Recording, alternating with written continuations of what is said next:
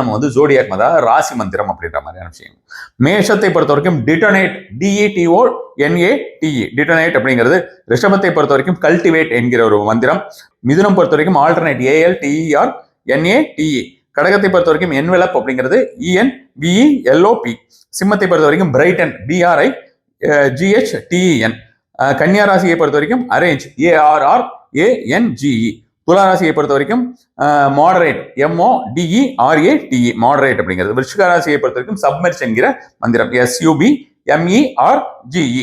தனுராசியை பொறுத்த வரைக்கும் ட்ரெக் என்கிற வார்த்தை, TREK, மேலும் மேலும் ஏற்றம் வருவதற்கு. மகரத்தை பொறுத்த வரைக்கும் எஸ்டாப்ளிஷ் என்கிற வார்த்தை, ESTABLISH.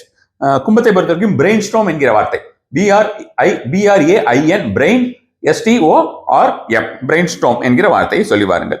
மீனத்தை பொறுத்த வரைக்கும் சீப் என்கிற வார்த்தை, SEEP, ஸ்லீப்னு சொல்லிடாதீங்க. ஸோ சீப் அப்படிங்கிற ஒரு வார்த்தை தான். இதுல வந்து நான் வந்து யூஸ்வலா சொல்லும்போது பார்த்தோம்னா, நீங்க உங்களை லக்னத்துக்கு வேணா லக்னத்துக்கு ஆட் பண்ணிக்கோங்கன்னு சொல்லுவேன். அதே தான் இப்போ ரிப்பீட் பண்றேன். ராசிக்கு மட்டும் தான் தெரியும் அப்படின்றவங்க ராசியை சொல்லிட்டு வாங்க.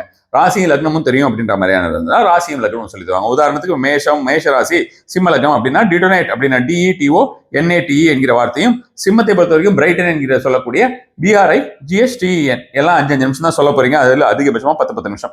ஸோ இதை சொல்லிட்டு வருது எல்லாமே உங்களுக்கு நல்ல ஒரு பலன் தரக்கூடியதாக இருக்கும்.